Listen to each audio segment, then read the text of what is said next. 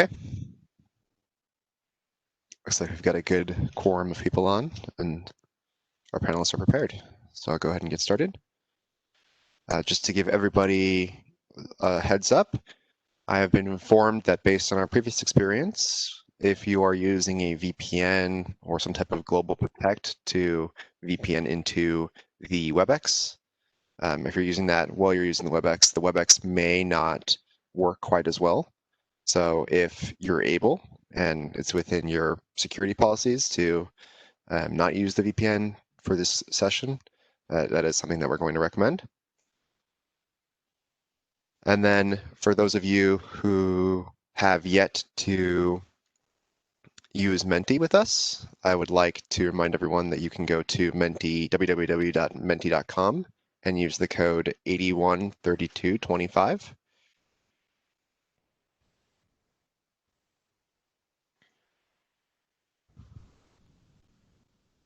And then James, would you post that in the Q&A so that everyone can see that on WebEx? Post the which one? The Menti code. So for questions, go to www.menti.com and use the code 813225.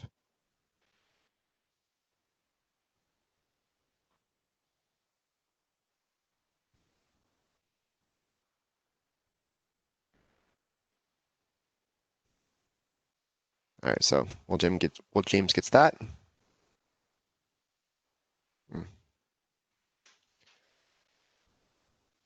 We'll go ahead and get started on our presentation. So today we have a lot of similar faces. We're all doing this remote, and we have our subject matters from SEO, Anthony Trong and Ernest Paul, are online to help us with questions. We've also got Esther Barbary, who is from DOF, and she'll be able to answer questions related to kind of year-end stuff that are more PFA DOF oriented. And then we've got myself, Corey Cortez. I'm going to be presenting today. And then I have Brianna Lee and James both helping me.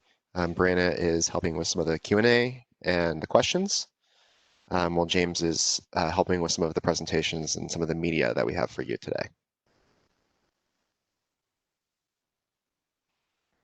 All right, so as I was saying before, we are going to be using Menti, and so we recommend it. We'll have some questions. You'll be able to use it for your Q&A. So you can use your phone or your computer. You can go to www.menti.com and enter the code 813225. And so from there, you'll be able to ask a question. You'll be able to sort and then like questions. If there's a question that you really would rather hear first, please use the like to help us sort a little bit, and then we can get the ones that are more desired by the community and our audience and answer those first. You still can use the Q&A box since we'll enter that into Menti on your behalf. However, we do recommend you use Menti directly, as that is going to be the most consistent way for you to get the answers and for us to know, make sure that there's not a repetition or something like that. Okay. So right now, the full PFA interface functionality is scheduled to be released next Monday, September 14th, 2020. I was informed today that that is our target goal, and we are working very diligently this week to make that happen. There is a chance that it is postponed or delayed by 1 week, but the most likely date is going to be next Monday, September 14th. So that is what we're targeting. We're working, our teams have been working really hard, making sure this is completely good to go over the past few weeks. There was a delay already, so we're still targeting this. I just wanted to let everyone know that if this date does change, we will let everyone know. We'll send a communication out with if there is a delay. It's a low chance. This is something that we're looking forward to since we know that it should help a lot of you. So that's the goal. All right, today we'll give a short background on PFA. We're going to cover in depth the functionality that's going to be released, and then we'll share some support options that are available.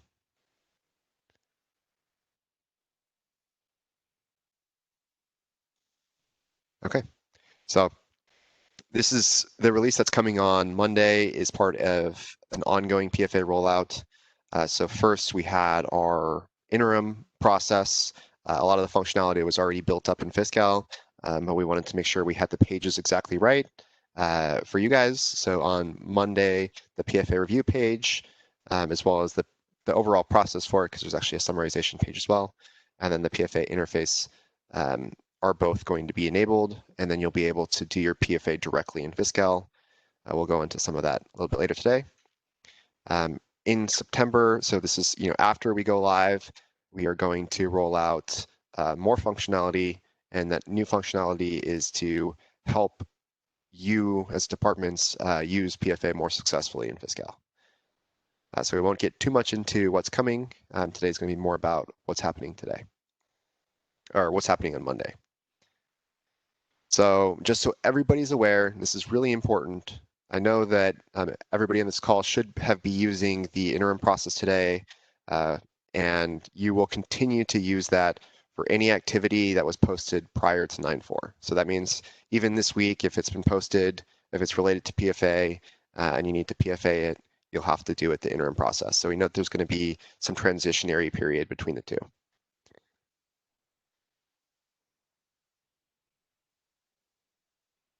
All right, so we'll go ahead and get into our first Menti question. Which stripe color comes first on the American flag?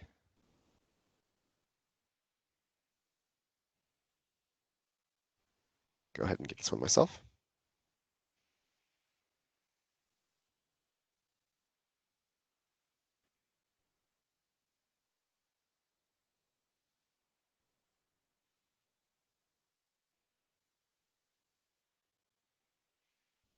I'm going to go with the crowd on this one. I'm not actually sure if it's red or I think it's red. Let's see if there's any questions today. What ledger will this PFA interface data into? I think we'll talk a little bit about this in just a second.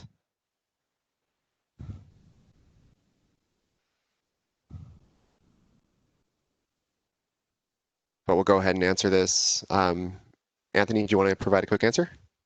Yeah, sure, no problem. Okay, so the PFA review page, when you guys, like Corey said, we're going to go into more detail later, but maybe this person is sitting on the edge of their seats waiting for a response, so I don't want to keep you there on the edge of your seat. For the PFA interface review page, when you certify the, select and certify the PFA activity, obviously, we're not going to recopy it into mod accrual, right? Then you'd be double posted. Basically, when you certify activity on the review page, it would be copied over into the PFA submission ledger, which is the same ledger that we're uploading the interim process journals into. And then from there, the cache reclass would run on that PFA submission journal, and it would create mod accrual cache reclass entries. And then obviously after that, it would get picked up by the Pfa interface and then go over to SEO as the TC36. Okay. Thank you. This person answered that one, the subsystem ledger that you mentioned, so I'm going to mark that as answered. Okay. So I'm going to go through, I don't want to go through too many questions yet because I want to get into some of our content. It looks like, I believe the correct answer was red, so the crowd got it right this time. All right, I'm going to move on to the next one. I'm going to go ahead and switch back to our presentation. So let's get into some background. I'm going to go through these kind of quickly because I know everybody on this call knows what PFA is. You can refer to SAM 8452 if you need more information. And then I wanted to thank all of the departments who have been processing or following the interim PFA process so far. It's been so far successful, so I really appreciate that from my perspective, that we've gotten so much good work collaboration between departments. Anthony, did you have anything to add as far as that goes? No, I mean, just like you're saying, Corey. Thank you guys for kind of putting up with this interim process, Mhm. and I hope that you guys enjoy using the actual PFA interface proper. Mhm. More than kind of this redundant process that we had to deal with. So, thank you. Okay. So if you have any questions on this, please let us know. All right, so just as a background, this is stuff that we've already talked about. There's that new PFA account, the 1110101, and then everything kind of related to it. So those are valid July 1st, 2020 going on. And then if you are, for the PFA interim, make sure you're using those ledger groups, the ledger and the source, and then you're balancing your funds. I think at this point, it looks like we've gotten, very good at this process. So I'm, like I said, that one's been pretty good. And then just, I want to reiterate here that we'll still have to follow this for any activity prior to 9/14. So.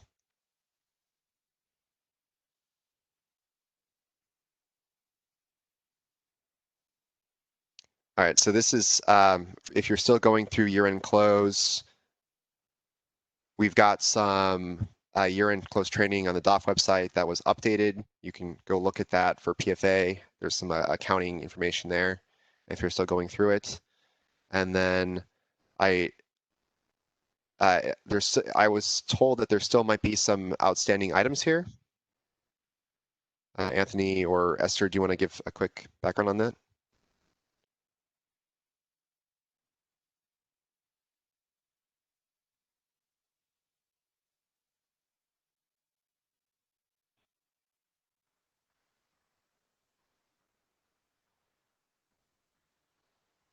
Corey, when you say outstanding items, do you know specifically what you mean? Maybe Esther knows. Esther, I'm sorry, here. there you go. I'm here. Sorry, my mic was muted. Mhm. Yeah, so we had that e-learning for the how to do the PFA at the year end on our website.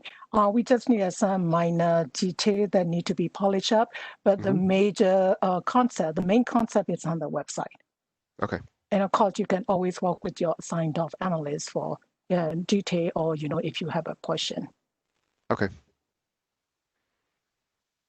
All right, thank you. All right, so let's get into the good stuff. I know this is why you're all here. So starting Monday, it's our planned date. Departments will use the new PFA review page to select appropriations to interface. And so it's really three parts, or it's a two-part process. You have to first use a PFA summarization process so that we have a page for that, where you'll actually take all of the related transactions that have happened from 9/14, or if there's a delay from whenever we go live until for indefinitely. Basically, it's going to pick those up, and then you'll go ahead and use the PFA interface review page, and that page will allow you to select the items, and we're going to show you some videos on both of these so you can see what they look like. You'll have to make sure you're providing the legal authority and certification, similar to how you have to fill that out on your TR today. And then those journal entries will be posted on the PFA submission ledger and then interfaced so that they're recorded in SEO Legacy. And that's going to happen during the nightly batch. Key thing here is that the PFA submission ledger is separate than your mod accrual ledger. So it won't touch those. The summarization process page will pick up anything PFA related that is in the mod accrual ledger though. All right, so the PFA summarization process page summarizes validated eligible PFA transactions. So that there's a whole thing on it. Hopefully you guys are familiar. If not, you can ask some questions.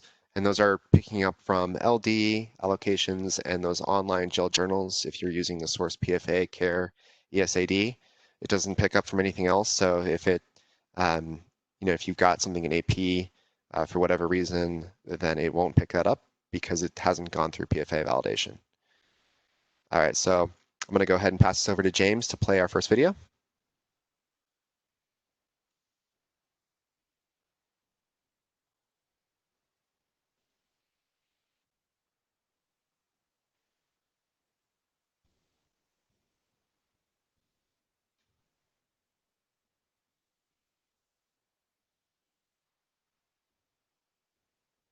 How-to series. Hi, welcome to our PFA Functionality How-To series.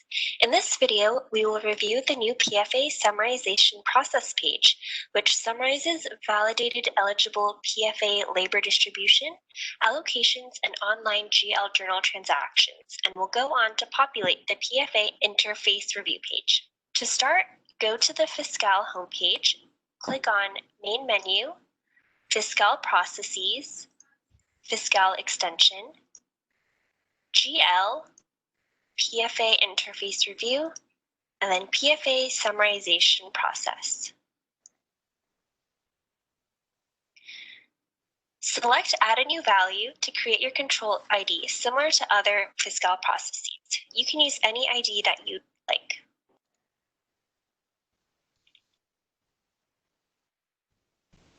Select Add. When the PFA Summarization Process page loads, we will enter in the PFA Summarization Parameters. Enter in your BU.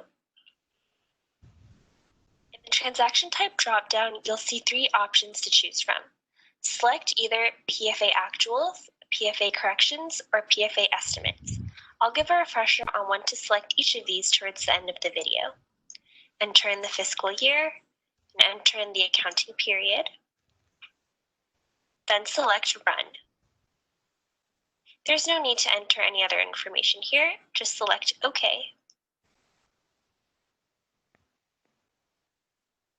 Afterwards, you can check the status by selecting Process Monitor.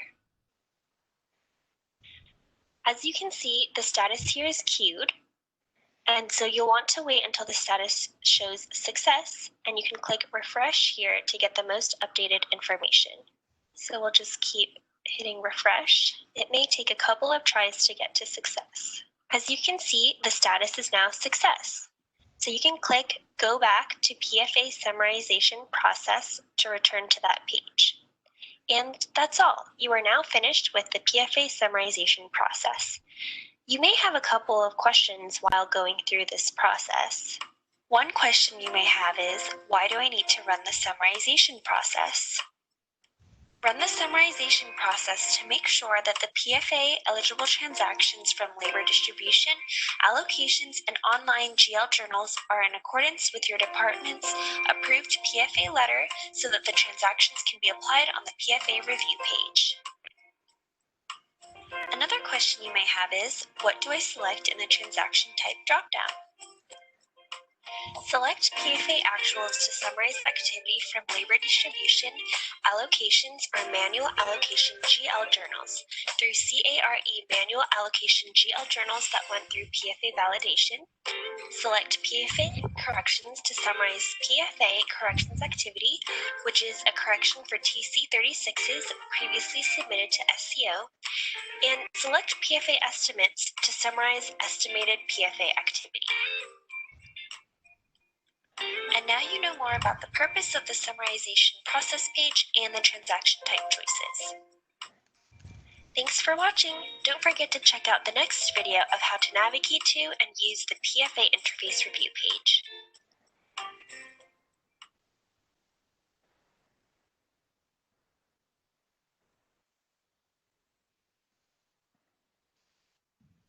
Okay.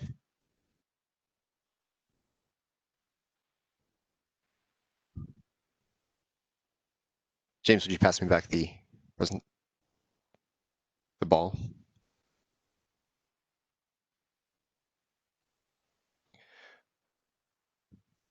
All right, so hopefully you guys found that video helpful. We have a link here. And that link will take you to the YouTube. This is going to be listed shortly. So when it is listed, you'll be able to find it on the Fiscal YouTube. But in the meantime, the link that is in your presentation is up to date. So you should be able to access the video if you want to watch it again later when after we go live. All right, so the next part of this is before we were showing you some slides on the left. That is, when you select a different appropriation, what it's going to look like. And then on the right is the final page, which we've got a video for ready to go.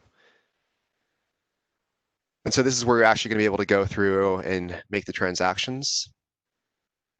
So I'll go ahead and pass it back to James to play the next video.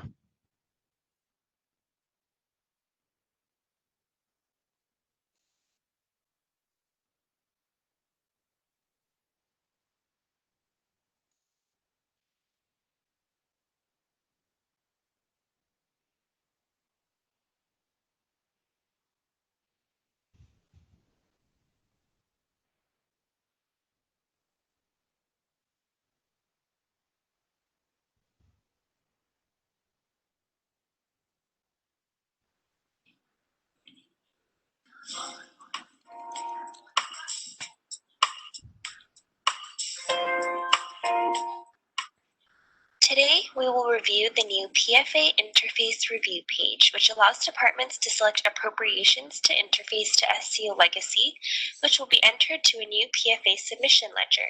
Recall that the data will be refreshed here after successfully running the PFA Summarization Process. Navigate to the PFA Review page to select appropriations that are ready to submit to SCO by selecting Main Menu, Fiscal Processes, Fiscal Extension, GL, PFA Interface Review, and PFA Interface Review. Enter the search parameters, so we'll enter the BU, the fiscal year, the accounting period, and the transaction type. Select Search. Select the source and the appropriations containing the PFA transactions you would like to interface to SCO. Each appropriation selected will pull from all remaining eligible PFA transactions.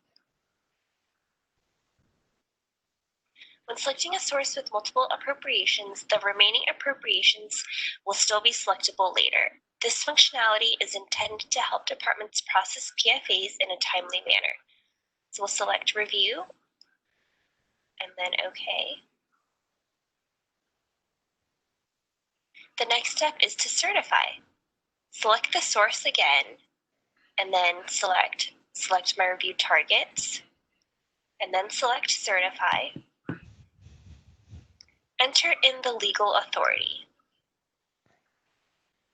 So you'll want to enter the same kind of legal authority or reason for request as the PFA transaction request. Check the box, I certify under penalty of perjury, and select OK. You can see that the appropriations are no longer on the page when selecting the source. Once the certification has been given, no additional changes can be made. Certified appropriations are entered as journals into the new PFA submission ledger for processing. And now you know how to navigate to and use the PFA review page. Thank you for watching.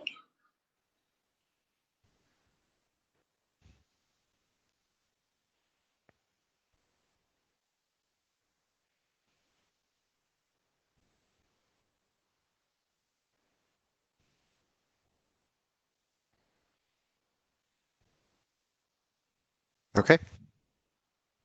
So that video shows you how to walk through the page. Just some reminders from it. On this page, you're going to see the most recent PFA letter approval date. And then if anything is pre-populated, because there might be some items that are pre-populated for you, you'll need to add in anything else that might be missing.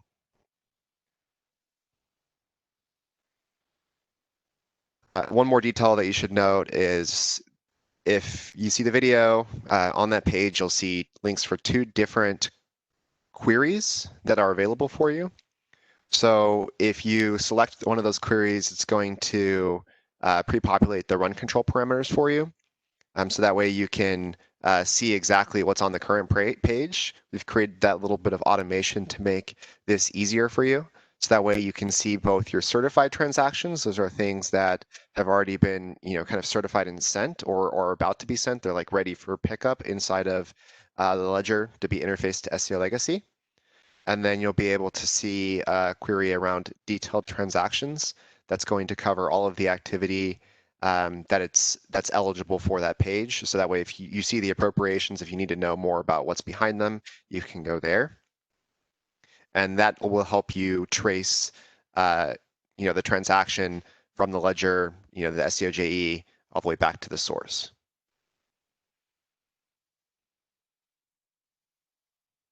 All right, so like I said before, the activity that is certified and ready to go is going to happen nightly. I'm going to urge you to be very discerning when you go in and certify things. And so I think we talk about it somewhere in here, but only the GL approvers will have access to be able to certify. You'll only have view-only access as a processor. So you'll be able to see what's going on, but you won't be able to go and actually certify things or actually use the page beyond just view only. So at the next batch, you're going to have cache reclassification run on everything that's been certified for your department. It's going to be happening at the same time for all departments. They're going to make sure that it's also posted in the modified accrual ledger so that the cache transactions are good to go and ready. And then it's going to track CVCVAC. And the intent of this is so that the cache impact happens on the same day in both SEO Legacy and Fiscal, keeping the both systems in sync at the same time. Okay, go to our next Menti question. What does PFA mean? It looks like quite a bit of you got this one right. That was me. I actually don't think that was me, but go ahead and go through some questions now because I know there was a lot of content. Bree? Hi. The first question is the 914 cutoff based on the accounting date or the activity date? So this would be the activity date, I think. So basically, if the transactions are being recorded in Fiscal after 914, they would be eligible for the PFA interface. If they were, recorded in Fiscal prior to 914, and when I say recorded, I mean posted in Fiscal prior to 914 calendar date. So up through the end, up through Friday.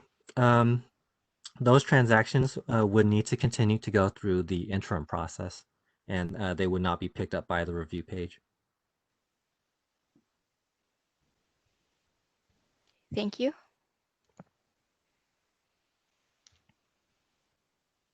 Next question is, are there job aids for each type of PFA, actual estimate processing, using the new functionality?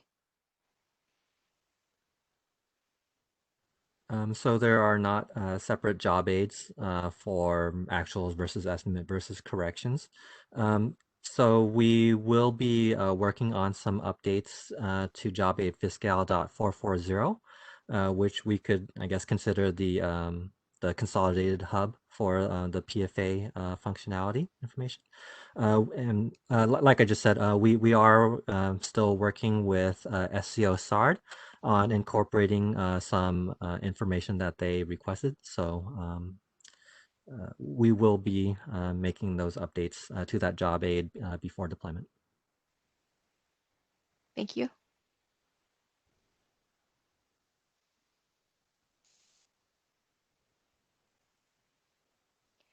What roles are needed to access the PFA interface and summary page?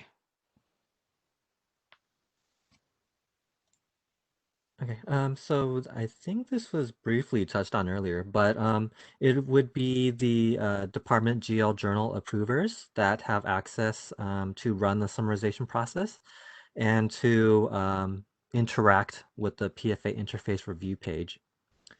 So the GL journal approvers are going to be the ones that are taking the action, both on the summarization as well as the interface review pages. However, like Corey just mentioned, the Department GL processors, they are still able to view the PFA interface review page, but they would not be able to select things and certify them. Thank you.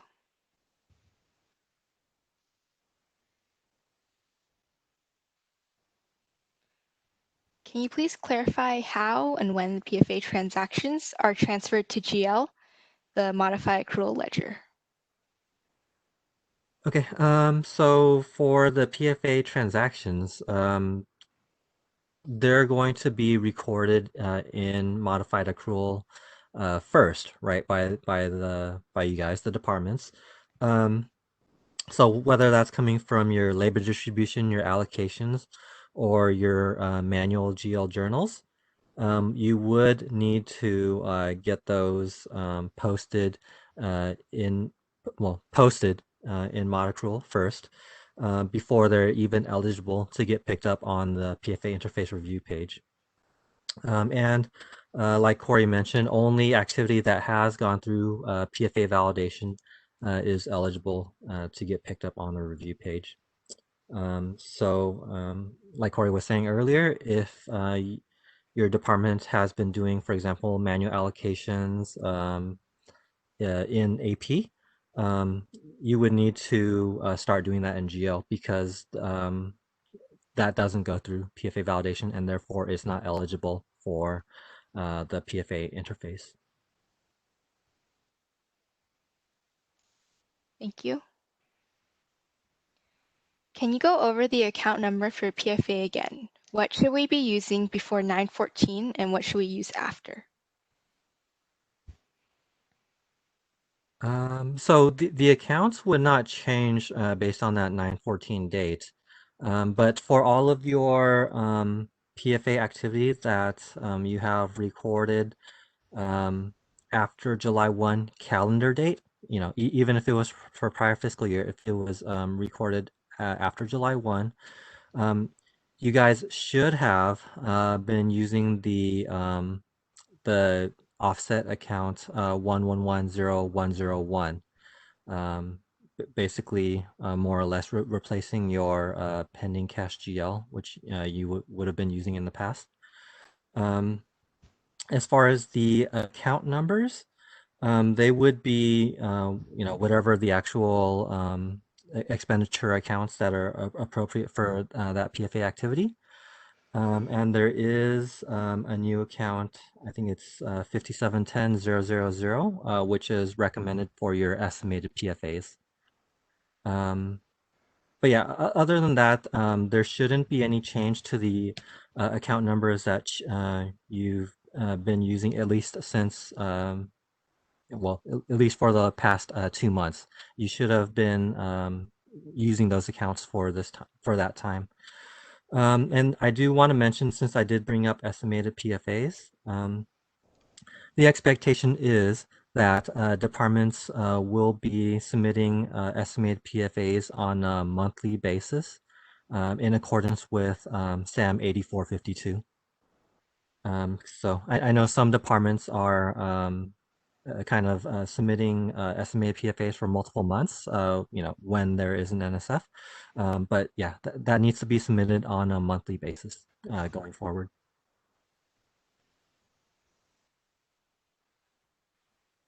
Thank you. We must do a PFA estimate with cash reclass to meet payroll for September. We are drawing federal cash on Monday, 9/14, and need PFA posted by 9/22. Will the new process work within that timeframe? Yes, the new process will work within that time frame. So I want to mention a few things. So I think we've been bringing it up in the prior town halls, but it's worth repeating. So for PFA estimates and corrections, right now they're not workflowing for approval, but after Monday, or like Corey was saying, if we do have a delay, whenever the PFA interface deploys, PFA estimates and PFA corrections will workflow for SEO approval. What that means for this scenario is that the PFA estimate should be recorded as the ESAD GL journal, and then workflowed to SEO as soon as possible, right? In order to make sure that you guys can make your 9/22 deadline. Now, of course, for kind of time-sensitive scenarios like this one, you can reach out to your SEO analyst as you did in the past.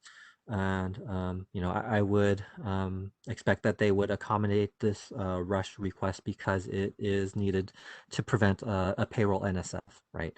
So basically the additional constraint here is the approval for the estimated PFA journal. But once you have that posted, and all you need to do is run the summarization process and get that picked up on the review page, and then from there, it's totally within your department's control. When you want to go ahead and certify that activity to send over to SEO, and then as long as you make the 3 p.m. cutoff, it'll go over to SEO that same night. So. The important thing here is to get the approval done. Hi, Anthony. Anthony, this is Esther. Hey, I think this is a good time to remind them about those PFA estimate that they did prior to 9/14 to make sure that department enter those journal before the 9/14 so that we can prevent the additional workflow and then duplicate interface. Yeah. Okay. Thank you for that, Esther. Yes, this would be a good time. Like Esther was saying, there have been a few departments so far which have submitted estimated PFA for fiscal year 2020. I think we'll be reaching out to you guys with a reminder for what Esther just mentioned. But yeah, it is important for you guys to, if you have not already been, to record those estimated PFAs in GL.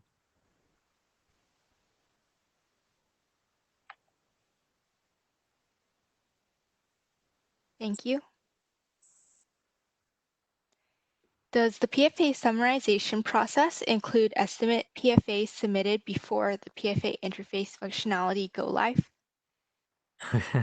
That was good timing, Esther. I think based on our previous, what we were just talking about, you guys probably guessed, no, it does not.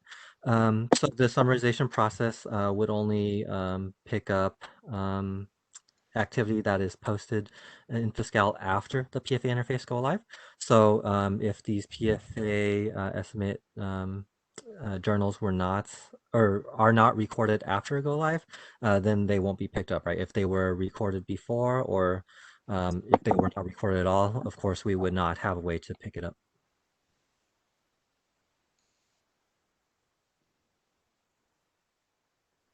Thank you.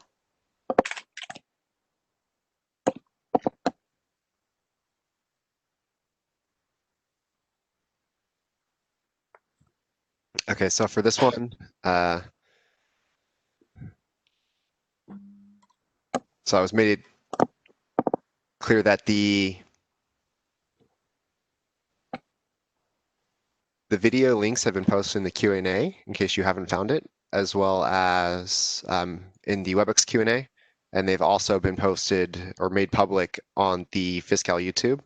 So if you need to find them at a later date, you can actually just go to YouTube. You can always just search Fiscal if you're not able to find it. And then you'll actually see these here because these are the latest. These are the 3 videos that we walked through today. And so you'll be able to play them there. If you play them on YouTube, you'll also be able to put on, closed captioning. You'll be able to make it bigger. The sound and audio might come through a little bit more clear through YouTube as well. There's just problems not problems. the audio quality isn't always the best when you play it through WebEx. So I encourage you all to check that out on your own time. Hi, Corey. This is Esther. I Mhm. just want to clarify on the previous question. Can you go back to the estimated PFA again? I think I actually closed it. Oh, you closed it. Okay, Mhm. that's fine.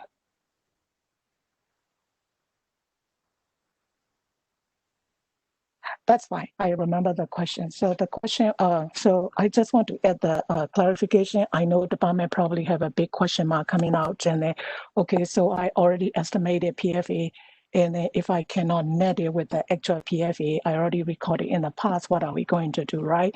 So I just want to give a little bit of the detail explanation here. So for example, you have already sent the August estimated PFA, right? Estimated PFA, but you haven't run that PFA, the allocation for the August. So what your department want to do is that they need to record the PFA journal before 9/14, estimated PFA journal with the August accounting date. So when you run the allocation for the August, and then when you run the summarization for the August PFA, it's going to be netted out from actual PFA, and then with the estimated PFA, you record it in the August. So that's how it's going to be netted out. So that's why it's very important that you need to record whatever the estimated that you have done, you need to record for the month that you have estimated. You should not be combining all 2-3 months together, and there were no way that we can net it out with your actual PFA. So if you have done the 2 months combination of the estimated PFA in the past, make sure that you record the July estimated PFA with the July accounting date if you have not run the July PFA allocation. And for the estimated for the August, record that in the August accounting date. So when you run the allocation for the August, it's going to combine and summarize together in the summarization process and net it out for you.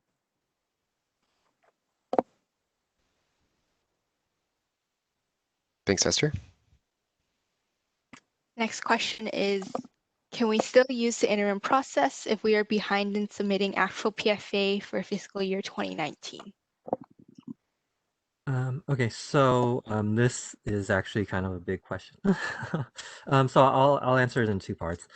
So first off, if that activity, like your allocations were already ran, right, and they've been posted, because they are recorded in Fiscal prior to the PFA interface deployment, you would continue to use the interim process. This would not be picked up by the PFA interface. So that part is for sure.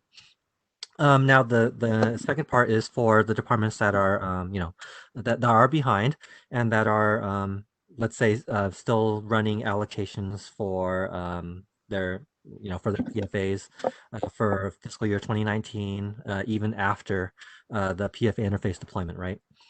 So for those departments, we are still waiting on a decision between the Department of Finance and the State Controller's Office about potentially having those departments exempt from using the PFA interface just while they get caught up for fiscal year 2019. And then they would start using it for fiscal year 2020 only. But that is still a pending decision, and we will be sending a comm out with an update once we have that decision.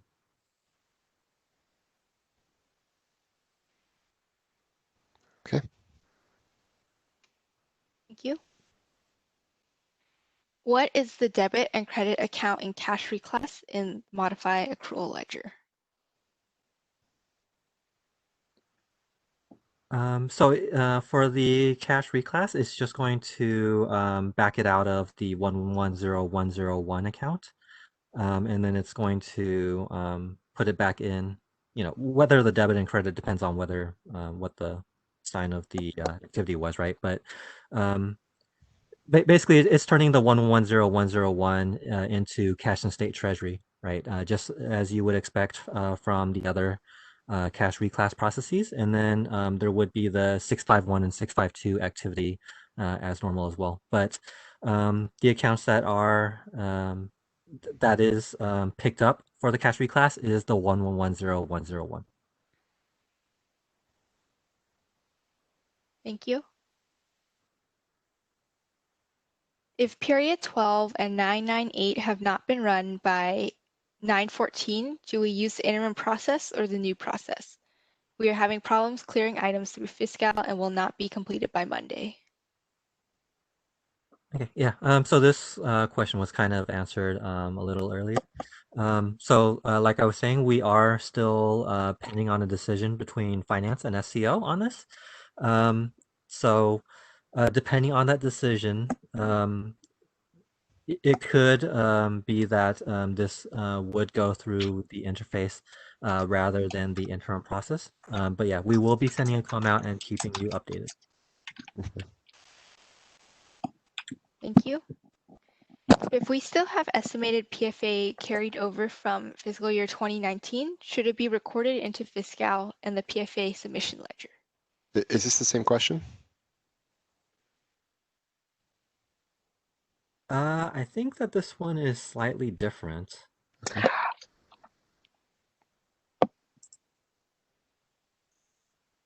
Anthony, Yeah.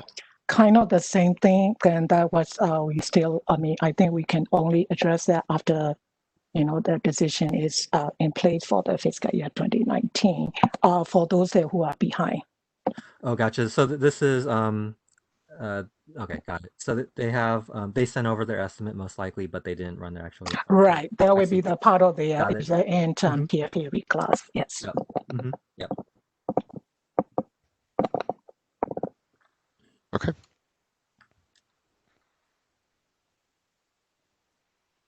In Fiscal, please send a notification the morning of September 14th to tell us whether the new process is live or not. Yes, we absolutely will. I think our intent would be to let everyone know by Friday through communication if it's not live with the finalized date. And then on Monday morning when it goes live, we are going to send out a communication and we'll also be posting it to the tile. So if you go to the announcement tile, it should be there as well. So, thank you.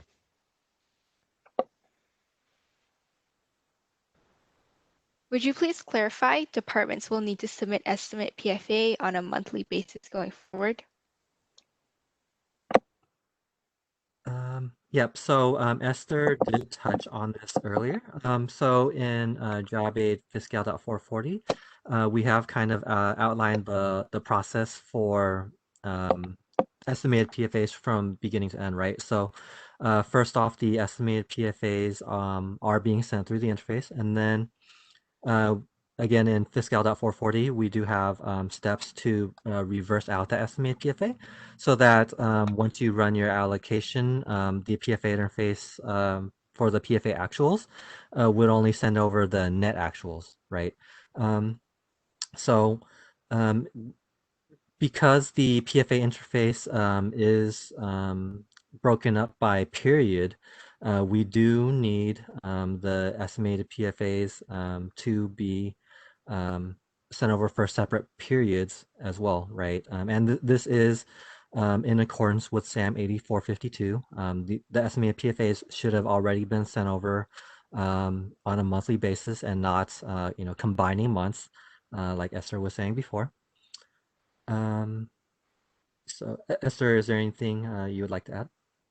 You're good. Yeah, so you cover everything. Yeah, it should be send it separately like in the SAM. So I'm good. Nothing to add. Thank you.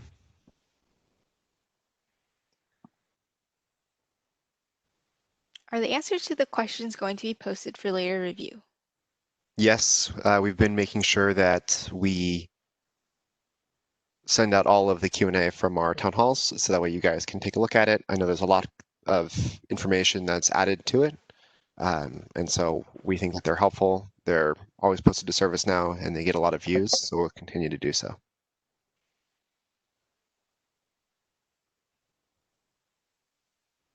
On our estimated PFA journal to SCO, which will be submitted on 9/14, should we use the same accounts as the ones submitted for the interim process journal upload?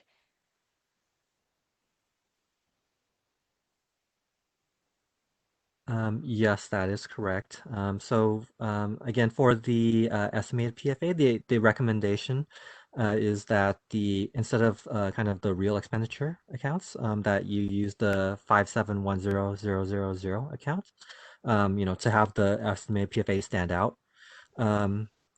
But yeah, the offset account by fund should be 1110101. That is correct.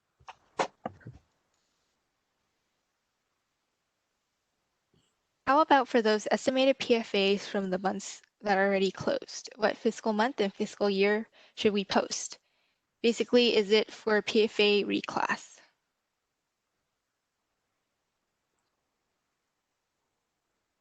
So Esther, for this question, I mean, shouldn't all of this activity be going through the interim process? This one look like if we are talking about the prior year, fiscal year 2019, I think that's what the department is asking, because when it's referred to the PFA reclass. So if it's a fiscal year 2019, so like Anthony explained that there are two types, right? If you already done and you are not the department who are behind, then it should be part of your PFA reclass, and then it will be interim. But if you still are behind and have not run the allocation yet, so that we will have more information after the decision is made about the fiscal year 2019. If we are talking about the fiscal year 2020 estimated PFA, so if your periods for the period 1 and 2 in the 2020 are already closed and you haven't done the estimated PFA, I think you have no other choice. You probably have to put it in the September period, and then whatever the estimated that you have done will be offset with your September actual PFA.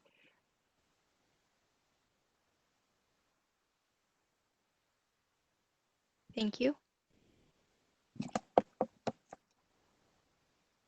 So the estimated PFAs monthly is only saying that they should be separated by month, not that we need to send estimates for each month.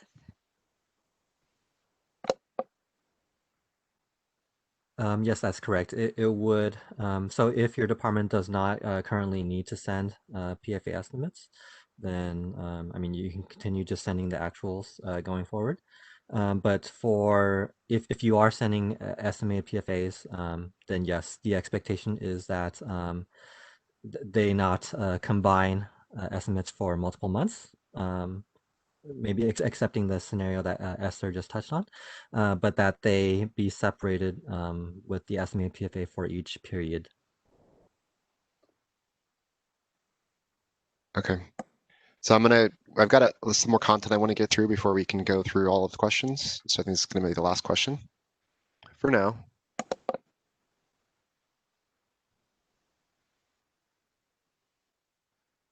All right. So I'll just we've already talked about some of this stuff. There was a question about roles. So both the GL processors and GL approvers are going to be able to view the new pages. However, only GL approvers are going to select and certify, and then also add the legal authority. And then I wanted to talk about the new process for interfacing bond cash transfers. So this is going to be very similar to other types of transactions, but there is a special field for it on the page. So if you have a bond cash transfer, we actually made a video that goes over this process. So I'm just going to go ahead and start there. James?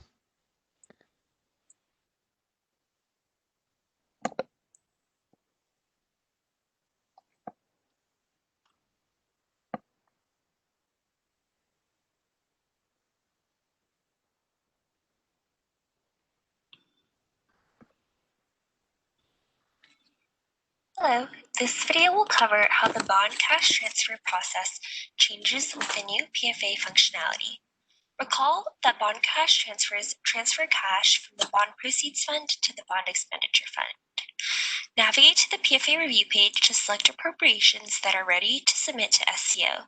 Select main menu, Fiscal Processes, Fiscal Extension, GL, PFA Interface Review, and then PFA Interface Review. Enter in the parameters of the business unit, the fiscal year, the accounting period, and the transaction type, then select Search. To the relevant bond fund appropriations with the amount needed to transfer for PFA appropriation. Bond fund appropriations must be selected independently of other appropriations. Know the amount to create the BCT journal for following the usual process. Send each bond fund related target line individually so a separate BCT journal is created for each PFA target line. This page shows the completed and approved GL journal with the SCO type of transaction PFBC that was created for the BCT. The next step is to associate the bond fund related appropriations with a GL journal ID that you have created for the BCT. We will copy that GL journal ID into the PFA Interface Review page. Navigate back to the PFA Interface Review page and paste the BCT journal ID from the completed and approved GL journal here into the BCT/CT journal ID field. Fiscal will check that the BCT journal matches the selected appropriation lines. Select Review and OK. Select the source again and select My Reviewed Targets to reselect the appropriations. Select Certify. Enter the legal authority and check the box of I certify under penalty of perjury. Select OK. After SCO approval, cash reclass runs and CVCVAC is tracked. Both the GL Journal and Bond Fund PFA will interface to SCO the same night. And now you know how to perform the bond cash transfer process changes with the new PFA functionality. Thanks for watching.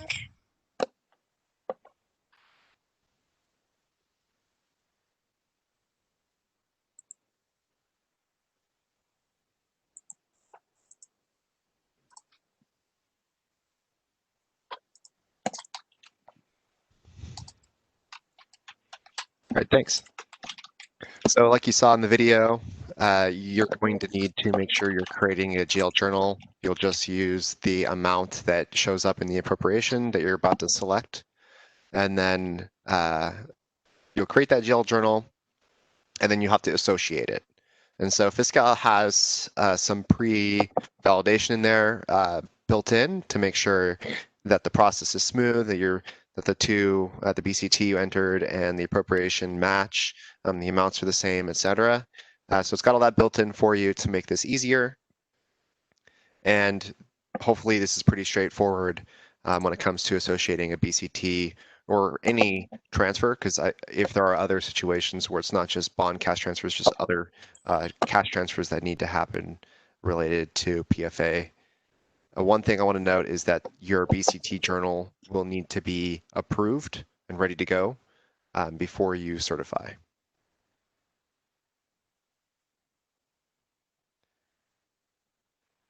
A very similar Hey, thing. Corey, real quick. I just wanted to clarify the very last thing that you said. So the BCT journal, it needs to be pending SCO approval in order to be associated. So obviously the expectation wouldn't be that SCO kind of approve everything blind before you certify it, with the PFA activity. But the journal, the BCT journal would need to go through departmental approval first and be waiting for SCO approval in order to go and be associated on the review page.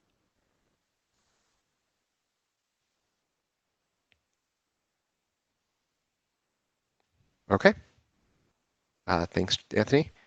And then the process is almost exactly the same for non-bond cash transfers. All right.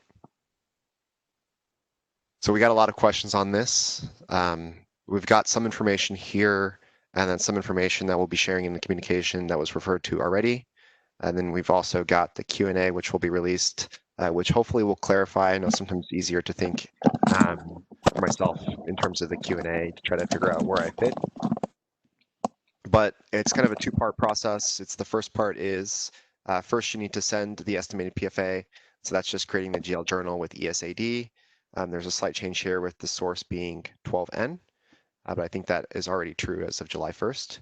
And then you're going to go through the related appropriations on the review page. And that's how it's supposed to work in the final. I know that there's a little bit of transition going on between what's happening today and then what will happen, on an ongoing basis. So the new part that departments don't do, and we have outlined in Job Aid Fiscal 440, you're going to need to reverse out the PFA using another GL journal with the SEO type of transaction EPFR, and that'll be the full amount. You have to review the results to make sure that the reversal and the allocation added together net to the amount shown on the PFA review page. The reason that is because you need to make sure it's an actual. That still needs to be sent, and then you're going to select the net amount on the review page so that it's interfaced. So if there's any difference between what you're estimated and what you actual. And then here's the policy reminder that Anthony talked about before. So be sure that we're doing that.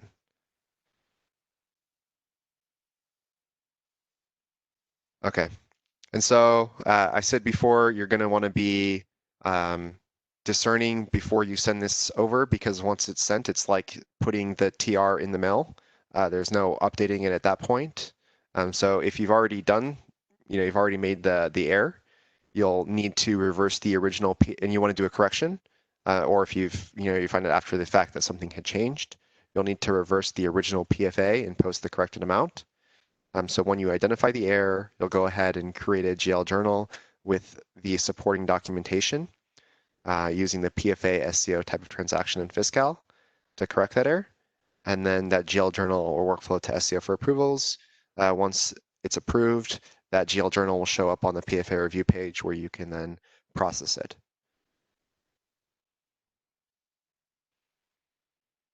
All right, so we're not making any updates to the existing reports. Many of them may no longer be needed, but they'll still be available. And what we are creating is we're making sure that we have you've already got the links to the two queries on the page, and then we're working together to add new functionality coming in kind of like the phase 3 later time, right now, end of September or sometime later.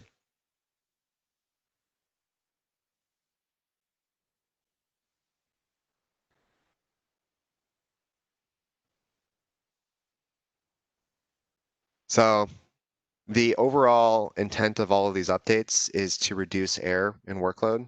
We know that the PFA process is, it takes a lot of time to make sure that you've gotten everything documented on the paper forms and that you're complete, and then you have to do the whole reconciliation after the fact from whatever you've sent. So there's 3 areas of benefits that should help you. It's keeping Fiscal and SEO legacy in sync. It's that greater visibility from what is on your PFA to the source transaction. And then it eliminates that paper transaction and the manual SEO review of that paper transaction. So once things are certified, they're sent over and then they're good to go because they've already gone through all of the approvals at some point. Or it has to go through the PFA. Was the PFA certification eligibility checks to make sure that it is an eligible PFA transaction that matches your PFA plan. So since it's already been completed, it'll save that one step because I know that that's some extra time. Okay.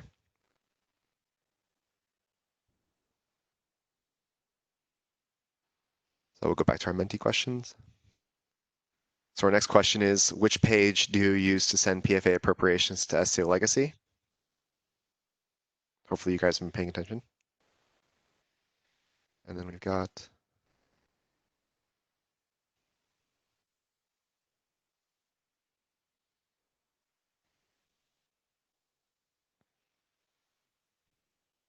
This is almost a trick question.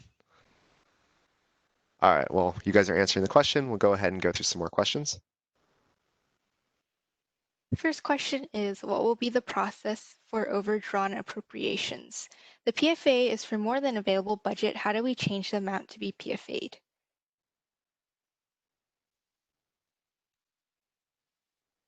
Okay, so the amount cannot be updated. You would have to send over all of the activity for the given source and target combination. However, if there are different, like if this is an FTF appropriation and there are different child projects, we would be displaying it at the child project level. So you would have some granularity there. But if if it's the target is not broken up kind of at that level, then basically you would need to clear up enough RSA in order to send over the entire amount before you send over that target. You would not be able to just do a partial.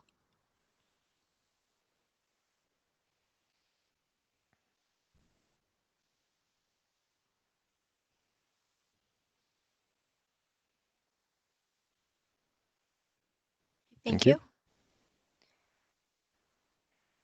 Is it correct that for the month of September, if there is no manual PFA transactions, LD, and cost allocation before 9/14, then there should be no interim process PFA for September? Yep, that's correct. So it sounds like for the month of September, for your department, everything would be going through the PFA interface. Thank you.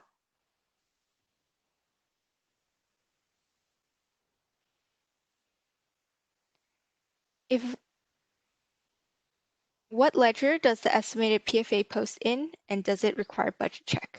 If so, won't it cause budget check error if it's not reversed out before the allocation is run?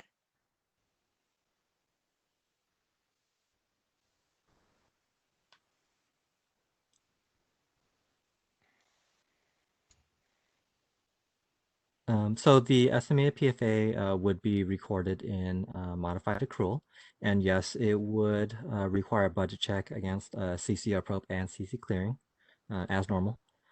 And as far as the budget check error, if it's not reversed out before allocation is run, I mean, yes, I think that that is possible, which is why we're recommending that in the steps that we outlined in the slide previous and in Schedule 440 that the estimated PFA be reversed out before the allocation is run. Thank you. Can the TC36 correction combine reversal of original PFA JE and the correct amount into one JE?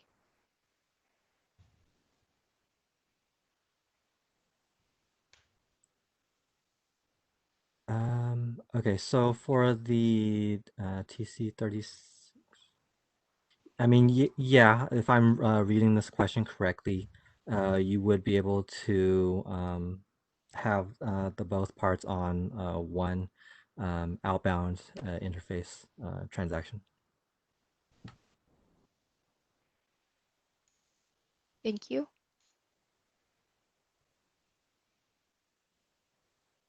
If we need to submit a cash transfer along with the PFA, will we submit the cash transfer on the PFA interface review page as well? Yep, that's correct. So I don't. This question may have been asked before we just went over the slides for the bond cash transfer and the non-bond cash transfer. But yeah, this would be an additional step taken on the PFA interface review page to associate either the bond cash transfer or non-bond cash transfer with the related PFA activity. Such that the system ensures that both of them interface the same night after SEO approves it. And then yeah, it would be PFBC for the bond cash transfers. And then PFCT, and I'm saying, sorry, the SEO type of transaction is PFCT for the non-bond cash transfers.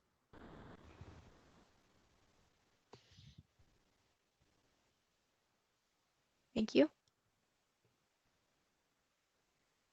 Our agency has done July and August 2020 estimated PFAs, and we haven't run allocation for fiscal year 2020. Do we need to post these PFAs in Fiscal by 9/14? Which account should we use to post them? Yes, that is the recommendation. You should have these recorded in Fiscal before we go live. Because you've already sent over the PFA estimate over to SEO. So we wouldn't want to record the estimated PFA after 9/14 because then it would get picked up on the review page as like a new transaction that's eligible to go, right?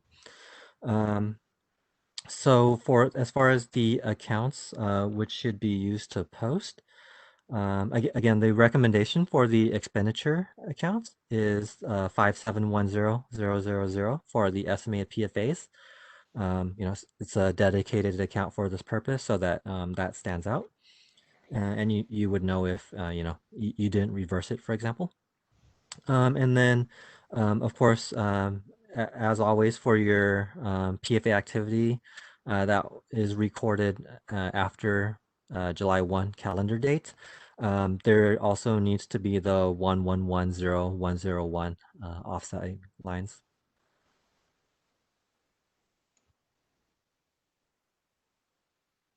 Thank you. Can we still do a partial PFA federal trust fund with the new PFA interface? So you would not be able to do a partial PFA, but if you have multiple child projects under one SEO parent project, you would be able to select activity at the child project level, but you wouldn't be able to select or specify a partial amount. It would need to be all of the activity that is recorded under that child project.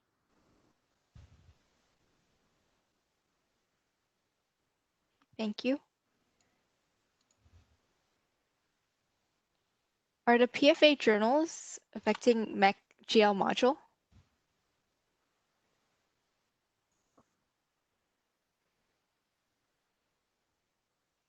Esther, do you want to take this question? I mean, I'm not sure how to read this. If this is asking about the So PFA submission ledger journals, or I'm not sure which ledger they are asking, so I can tell you that right now that all the queries are coming from the mock accrual, not from the PFA submission. So from your mock accrual, the PFA is already done, right? So in the submission, it's like treated as a transaction request. You still can close the month. Even though your transaction request is paper transaction requested in transit in the mail room to send it out to SEO. So it's the same concept. If you are done with all your allocation, labor, manual allocation, that more accrual part is complete and you're still able to close the MAC. But the sending the PFA into the PFA submission ledger is treated as a sending your paper TR. So it should not impact your month end.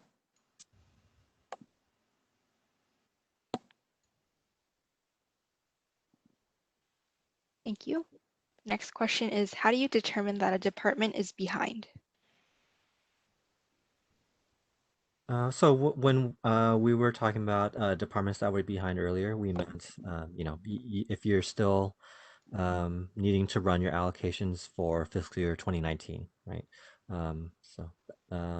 Yeah, I mean that's well, I think what we were saying when finance might or Department of Finance and SEO might give an exemption to those departments that are behind. Because otherwise, if you're not behind, you would have already, recorded all your PFA activity for fiscal year 2019, and then it would just be a matter of continuing to send outstanding PFAs through the PFA Interim process. So yeah, hopefully that answers that question. Thank you. Our department did not post estimated PFA for July 2020 and August 2020 in fiscal, can we still post them in the interim process?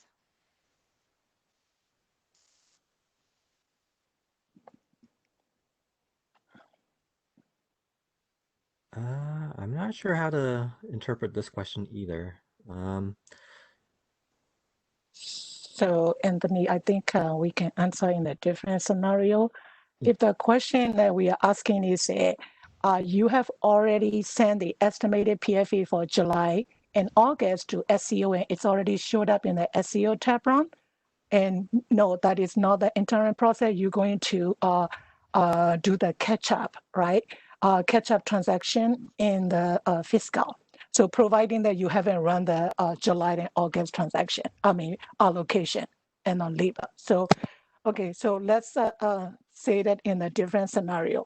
So you already sent the July and August estimated PFA, you haven't run the allocation, then you need to record it as a EASD. But it will not send to SEO again. But when you run the PFA allocation and then labor, it's going to offset to send out the delta, the amount to the SEO for the July and August actual. Okay, so in the second scenario is you have already sent the estimated PFA for July and August. However, you also done the allocation and then label for the July and August, then definitely it has to be netted out by yourself manually outside, and then it will be the interim process. Yep, that's right. Okay, I think we were thinking on the same lines, Esther. So for the estimated PFA TRs, if they were already sent to SEO, you guys should have already submitted them through the interim process, right? Following creating the FSC ticket and giving us the corresponding GL journal upload file. And then, like Esther is saying, right? For the if you already have run your allocations and those are posted, then the actuals would also just be outside of the scope of the PFA interface and go through the interim process, and you guys are going to continue to manually calculate the net actual to send over. And then for your interim process journal, again, that's basically it's exactly matching your TR, right? So that should also just be for the net actual, and that's what we would upload to the PFA submission ledger.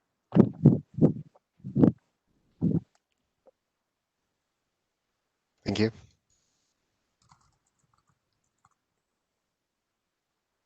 Are we using the same process for SWCAP transactions?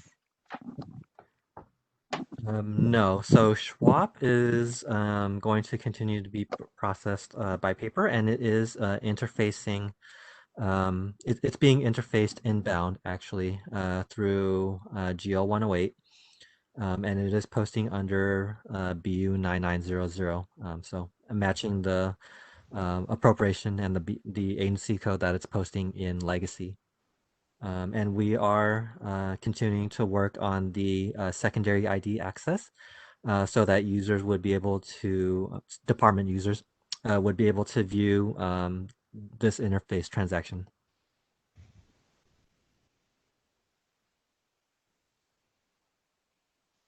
Thank you. If the PFA included some negative amount in the target accounts and positive amount in the source account, due to adjustment for previously submitted PFA, are we submitting as normal PFA? That is correct. So it sounds like all of this is not falling into the estimated or PFA correction bucket. So the third bucket that we have is PFA actuals. Yeah, I mean, all of the PFA actuals would just be submitted as a normal PFA. And then for the detail history query that we created that we showed earlier, that would allow departments or any interested party to run that query and see exactly where that negative amount comes from.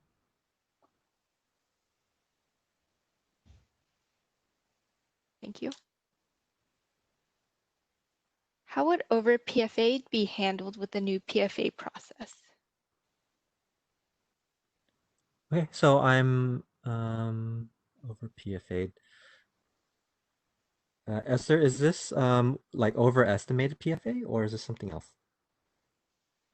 It looked like the allocation overstated their PFA. So then they probably had to do the correction, after that, or they can do the correction in their next month allocation to offset it. That's what I understood from the question, but there are not much detail in there. So Okay, yeah, I think I agree. Yeah, it sounds like it would be a PFA correction. Yeah. So the PFA correction would be entered as a separate GL journal, and on that GL journal, you would need to upload your attachments for all of your backup, showing what and why was it over PFA'd, just like you would have in the past. And then after SEO approval, that's PFA SEO type of transaction for PFA correction. That journal would be able to be posted and then picked up by the summarization process and show on the review page under PFA corrections. And then from there, just like any other PFA interface transaction, you would select it on the review page and then provide the certification for it to send over to SEO. Thank you. Do you have a sample of a PFA review page to select for the PFA interface?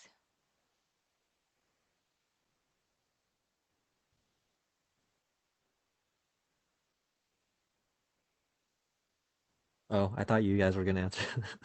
um, So I mean we've had some screenshots in the slides, and then we also had the videos that we went over. So hopefully that's enough samples. Yeah. And then just to add to that, when we go live, you'll be able to play with it to your heart's content.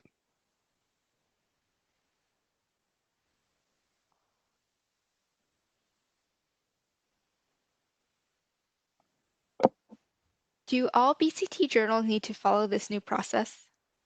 No, so for the BCT journals that are related to the vouchers, you'll continue with the existing process. But this this PFA process is only for the bond cash transfers or non-bond cash transfers that are related to PFA transactions. So only the PFA related BCT journals will follow this new process. Thank you. Is there a new GL workflow approval process page in Job Aid 440 that includes source, source description, SEO type of transaction code, and SEO trans description?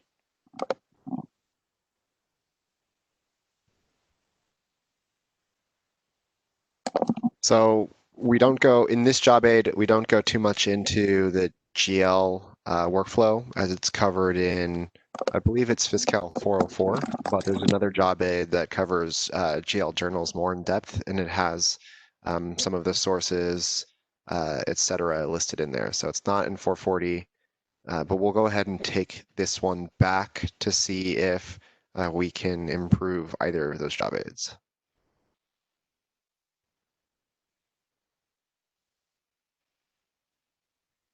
SEO will not accept a PFA for more than funds available in an appropriation. How do we reduce the amount to be PFA'd?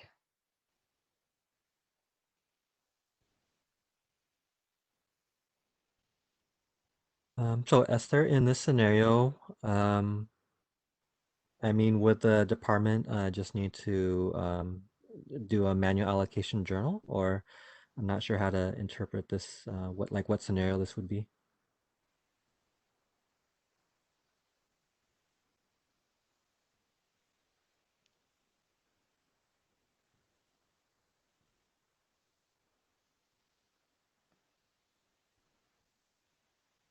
Do we want to take this one away? I think Esther's Uh, on mute. Yeah, I mean, we can take it away or maybe come back later. Okay. Go past that one for now.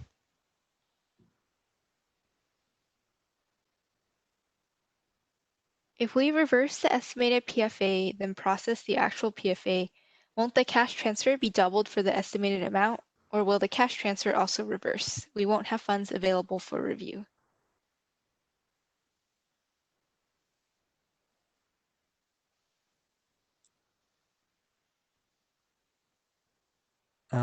So no, if I'm reading this correctly, your cash transfer amount should not be doubled. So the way I'm interpreting this is for your estimated PFA itself, there was a cash transfer that needed to go with that, right? So that part was already sent. And then once you do the estimated PFA reversal and you have your you run your allocation, so now you have your net actual, right? You would just need to do a new cash transfer for the net actual amount. It would not be doubled up because, again, the PFA interface review page would only pick up the net actual amounts, and it would not be doubled up.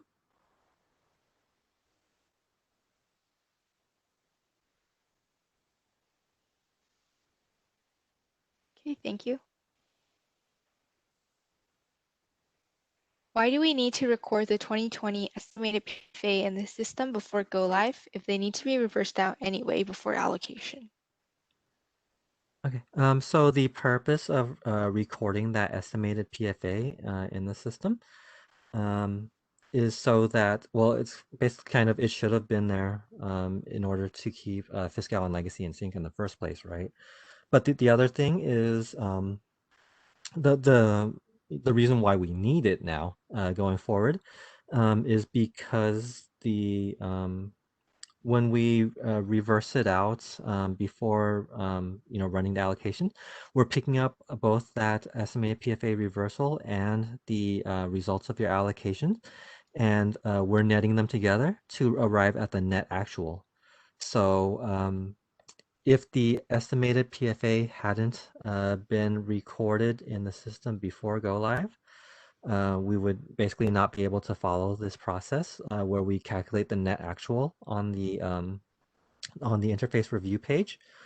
And I mean, there's a couple scenarios, right? So for example, if you do still record the SMA PFA reversal, and that combined with the allocations results gives you it still gives you your net actual, right? But then because you're reversing out something that wasn't recorded in the first place in mod accrual, your mod accrual then is off, right? So yeah, I mean that's why we do need the estimated PFA recorded in the system, even though you are just going to reverse it out anyway before the allocation.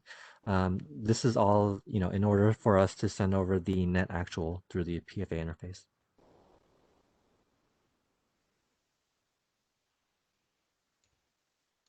Thank you.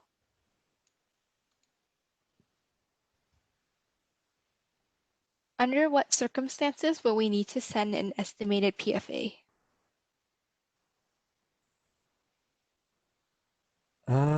Well, I mean that this doesn't change from when you would have needed to send in an estimated PFA in the past. So not sure how to answer this question, to be honest. But yeah, I mean, if your department had not sent in estimated PFAs in the past, then maybe you don't need to going forward either. But yeah, I mean, it's up to each department when they would need whether or not they would need to submit the estimated PFA. Anthony, can I add something a little bit here? Yes. Yeah. Yes, please. Okay, so with the common business process, right, department are sending the estimated PFA because they are running the labor, they running the allocation, and then they are behind with all these. But at the same time, the department needed cash, right? They run out of the cash appropriation. And so then since they haven't done the allocation and labor, so they send the estimated PFA. That's one very common reason why department need the estimated PFA. And sometimes that department run the labor already, but they haven't done the allocation because they have some problem with the allocation. Then they send the estimated PFA. That is a current business process. However, I just want to give a little bit of tip here that you may need to reconsider when you think that you need to do the estimated PFA. You may, with this new process, you may be able to do the partial PFA instead of the estimated PFA, which will make your life a lot easier. I will explain it to you why. Because in the past or in your current business process, you run the labor and you run the allocation. Only after that you do the PFA, actual PFA, right? But with this new process, what's going to happen is you run the labor, and then before you even run the allocation, you can go to the summarize page, and then you can send the labor PFA to SEO separately from your allocation PFA. So instead of sending the estimated PFA, I think it would be more beneficial, it would be more effective for the department to send the partial PFA right after you run the labor, because I can tell you that most of your PFA will be coming from the labor, and that will help your cash burden. So, I mean, it's just a recommendation. You might want to rethink your business process, because now the business is changed in the system, right?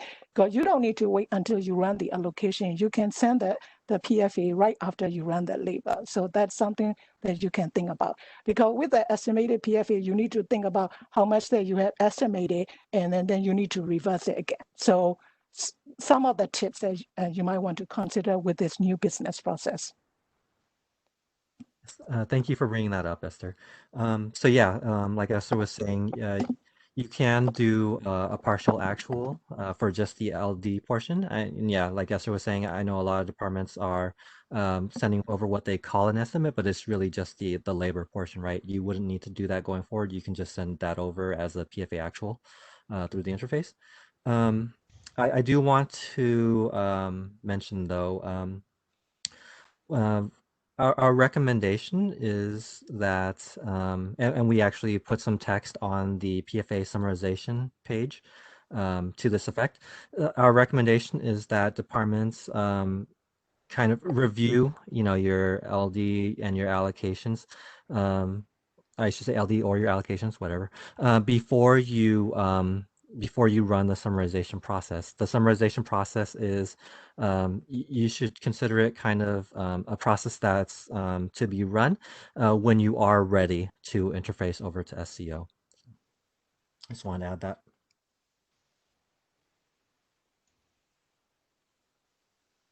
Thank you. Next question is, SEO will not... I think we talked about that a little bit. So. Okay.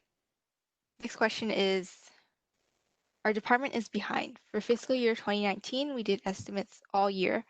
What process should we use to process our PFAs? And how do we handle and credit PFAs? Okay, so for this, like we've been saying, there is a pending decision between finance and SEO regarding allowing the departments that are behind to continue to submit paper and follow the interim process for fiscal year 2019 and earlier, rather than going through the PFA interface and only starting the PFA interface with fiscal year 2020. Again, we'll update you guys as soon as we have a decision made on that topic. But yeah, this everything for this question kind of hinges on that decision.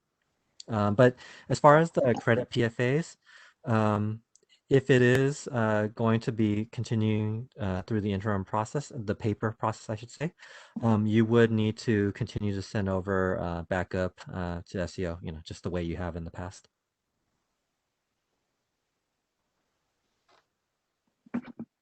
Thank you.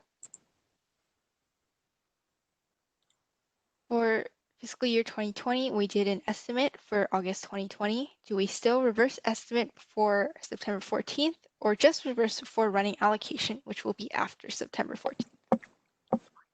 So you should reverse the estimate after 914. Otherwise, it would not get picked up by our review page, and it would not show up correctly on the review page.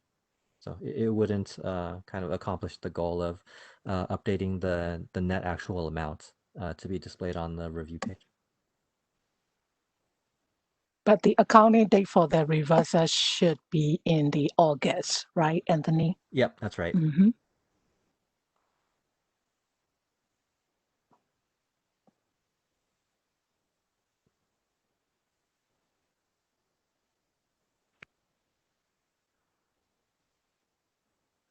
Looks like this is a comment. Hmm.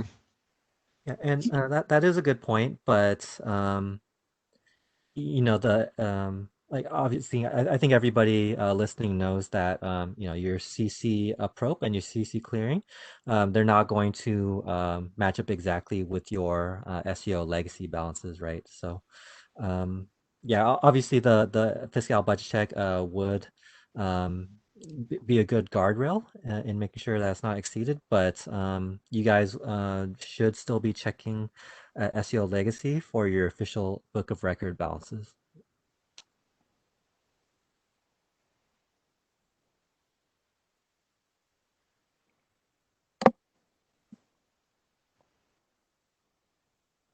To clarify, we can run the PFA summarization process more than once in the same month to submit LD and ALO separately. Yes, that is correct. You would be able to do that, just like Esther was suggesting earlier. Um, but I do want to kind of reiterate, right? The summarization process should be something that you run basically only when you're ready to, send over that activity over to SEO. It shouldn't be something that is kind of just run all the time, just randomly. You should try your best to do your review of your LD and your allocations, make sure everything is good for those transactions before you run the summarization process.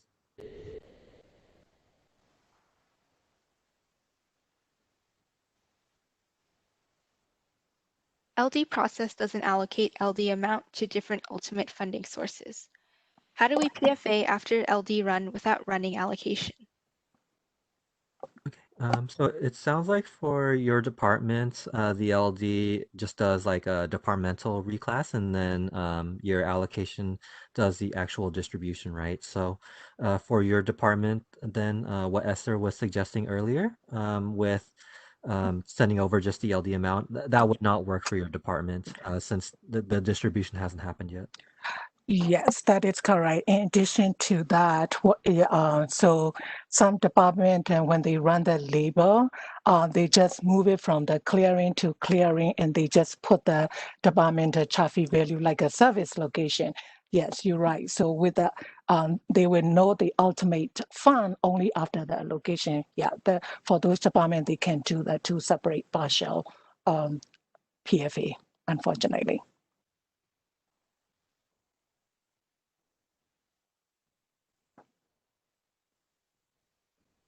Does the ESAD journal source post a PFA submission ledger? So I'm just going to answer this as straightforward as possible. No.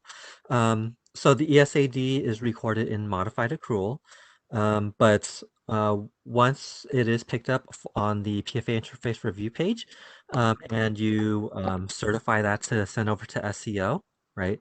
Then it would be copied over to the PFA submission ledger, and then the interface would pick up from the PFA submission ledger.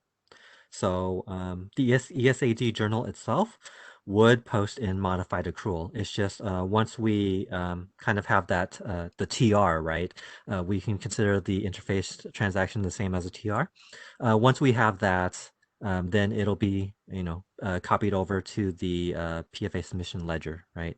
So that kind of happens that day. I guess I have the order backwards in uh, my explanation here. But yeah, it's copied over from mod accrual to the PFA submission ledger, and then from there, the outbound interface transaction is generated.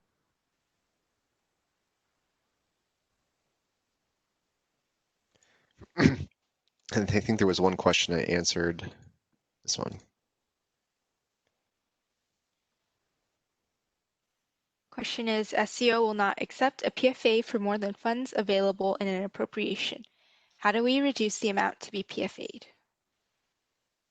This is something that I think we said we didn't have an answer for at that time because we weren't sure about the question.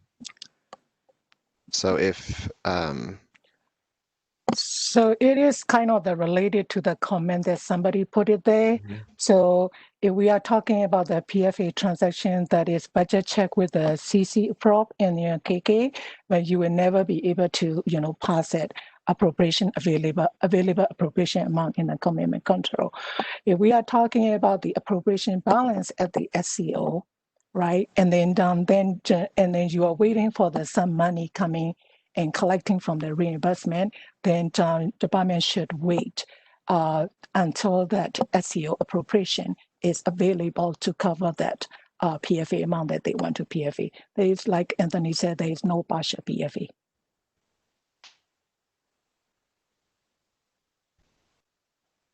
Yep. So I mean, just to add a little bit more, I don't. That answer was good. I don't really need to chime in, but yeah, just add a little bit more.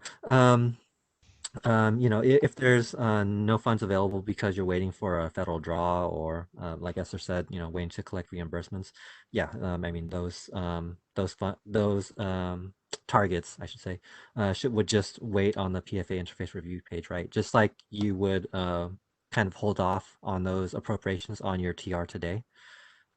But yeah, the difference would be that with the paper TR, you would be able to do a partial amount, and now you would not be able to adjust the amount, and it would have to be the full activity.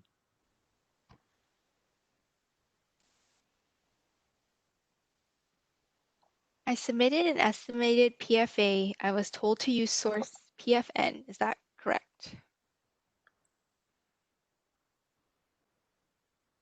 Okay, so I think that this must be talking about the interim process, right?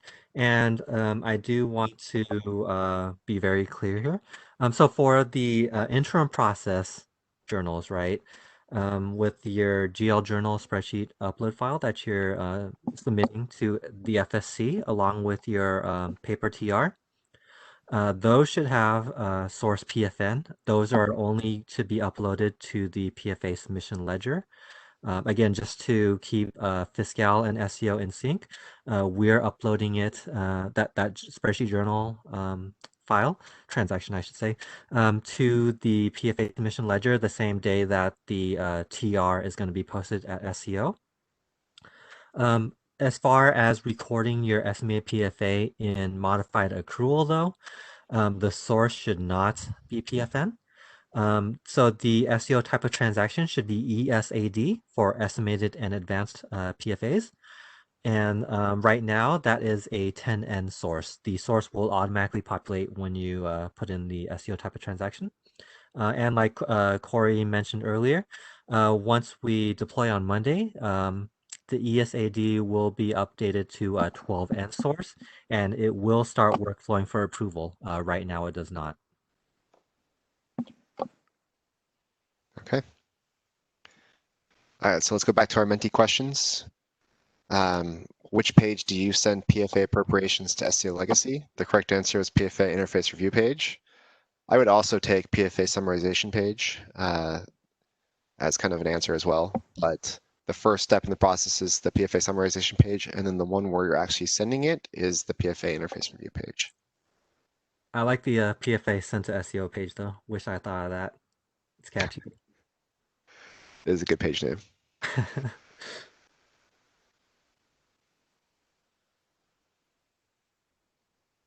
We have one more question for you. Which page would you look at to trace from the source transaction to the PFA submission ledger to SEOJE?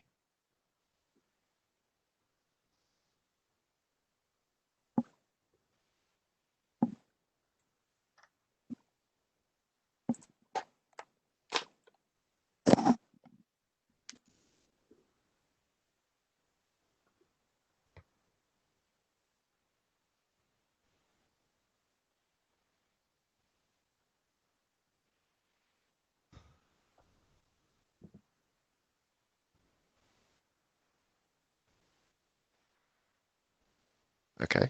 And then for this one, let's find out the answer. The detailed transactions query. So this is the one where you'll be able to click on the page and it'll go right to it. And then from there, you'll be able to, it'll automatically populate the run control based on whatever's showing in the review page. Good job. What is the source used to create a new GL journal when interfacing bond cash transfers?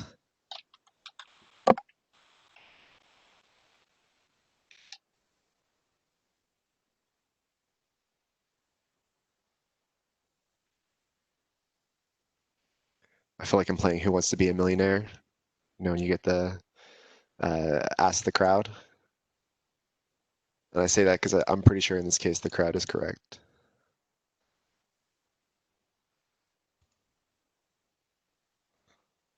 Good job, guys.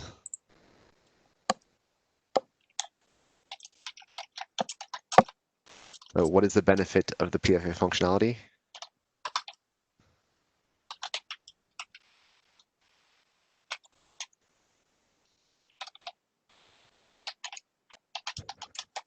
I'm glad you all think it actually does reduce department workload, so that's good.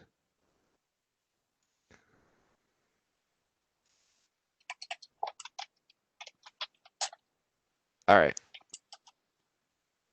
So today we saw a bunch of videos. You know, I would like you guys to just give some input, and keep the results hidden. So, you know, feel free to give us very unhappy with the videos that we showed you today. You can say they're very good if you want. I'm going to leave this open for a second and switch back to the presentation. All right, so like I said earlier, there's going to be some more information coming kind of back half of September and or October about the additional reporting that we're going to be releasing to help out. At this time, that's still kind of not ready yet, and we want to make sure that we focus on the go live on Monday. That's where all of our effort has been put in. All right, so we did have some questions that were common from our user support labs in the survey.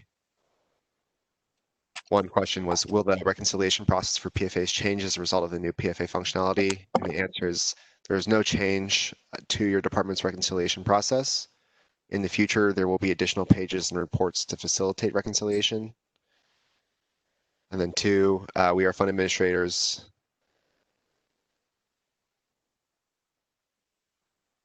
So this is only for BU 025. So what we say is, yes, that's correct. You'll need to carry those transactions as reconciliate items for now. We're still working on this business process. So when we have that business process, we'll be able to share it with probably that BU directly, but we might share it more broadly as well.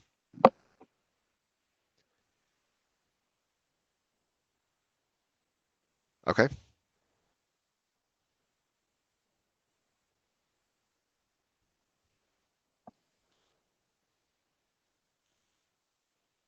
So we're going to be having more user support labs. I hope for any of you that were able to join us previously. We're probably going to have another town hall. We're going to look to schedule something after we go live to identify any kind of questions that you guys are having and share information broadly, because we get a lot of very specific questions during USLs. And then we're going to get you more information about how you can register and sign up for USL soon. So that's something that we're going to be working on this week to get those out to you with specific schedules and everything ready to go. We're just waiting for the final date to be realized. We've got some work this week that we'll be doing to make sure that this is smooth.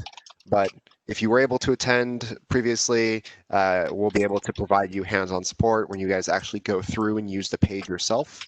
And then you can use the videos to get a first glance at that. Hopefully you get enough out of the videos themselves as well. But you'll be able to ask very specific questions for your department. And if you hadn't been there before, when we did this for the interim process or previously for the July release, then hopefully it's going to follow a very similar format, but hopefully you really like that. All right, we've got some links here for just general additional information for you. Please review those as you need to. There's the Fiscal 440 we were talking about. There's the fiscal videos, how to find these. And then we're going to continue to answer any questions that you might have. If you have feedback specific for us, you can use the Menti that we're about to go through, or you can always email us at fiscal.cmo@fiscal.ca.gov. Okay. We're going to go on to the next question for now. This is just overall rating for today's presentation. What of our engagement, how useful is information, the quality of the materials, and then you can rate me just generally. All right, so Bree? Will we receive all questions and answers?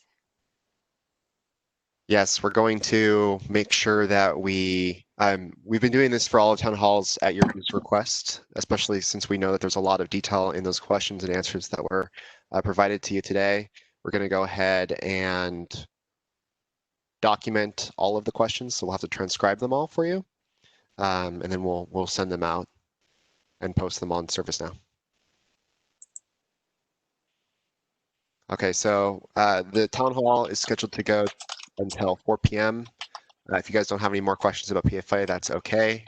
I know that's a lot of PFA for one day. So what we will do is continue answering questions, and then we've got our Menti feedback. We really value these ratings. It does help us.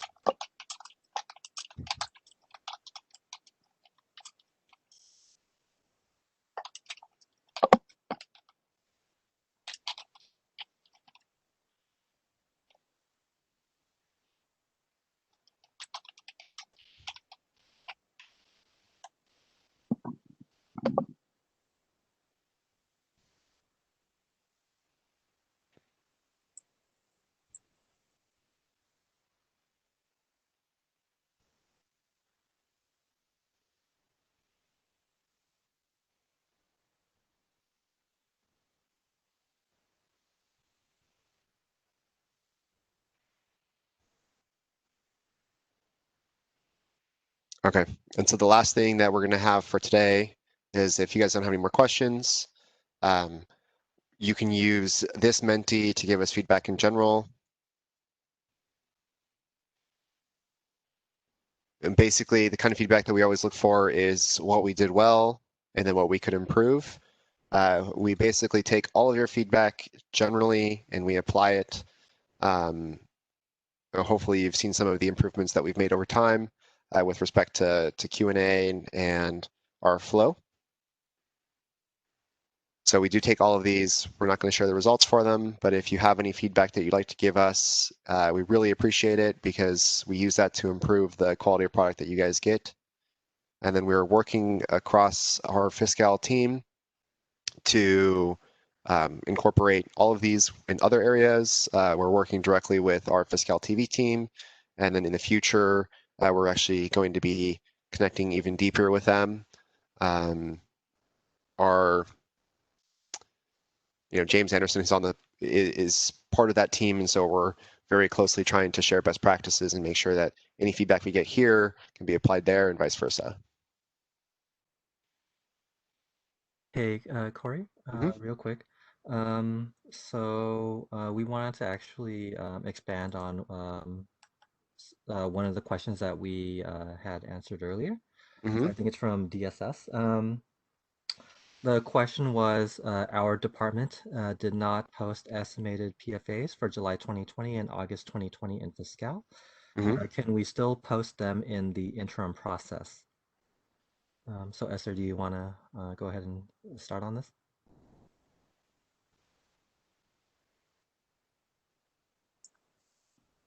So the question now, I was like thinking about it, and the question was not very clear. Yeah, I know I put a lot of detail there, but I'm not sure that if the user were asking, they want to do the estimate for July and August now. Is that what they are asking? So whoever asked that question, can you clarify that? Then, so you haven't done it in the past, and now you are thinking to do the estimated PFA. And so the answer to this is that if you are going to do that before now and Monday, yes, interim process. But starting Monday, you are going to do the online process. So I'm not sure, what the intent, and then we need a clarification. So can whoever asked that question send the clarification? Yeah, Esther, I know who this person is. We can get in touch with them Okay. individually, but I do want to say I did just check Legacy and as well as what came in through the interim process tickets. So they didn't send it yet. So I'm Okay. thinking for them, they could just go through the interface after Monday, basically. Yeah. Yeah, but we can reach out to them and make sure. Okay. Thank you, Anthony. All right. So it doesn't look like we're getting any more questions. We really appreciate the feedback that you guys are giving us right now. We've got about 3 minutes left or 2 minutes left in the session. So at this time, I think we'll just go ahead and close it. Say thank you for everybody. For those of you who still want to give us feedback with this, the Menti will remain open. So you can go to menti.com and use the code 813225. Thank you everybody for joining us today. We'll provide as much information as soon as we can about the date. You'll have a communication that's going to go out soon, letting you know that the date, the final or official date, because right now it's planned for the 14th, next Monday, and we're really going to do our best to keep that date. But if it does change, we'll let you know. Okay. Thank you, everyone. Have a great afternoon. Bye, everyone.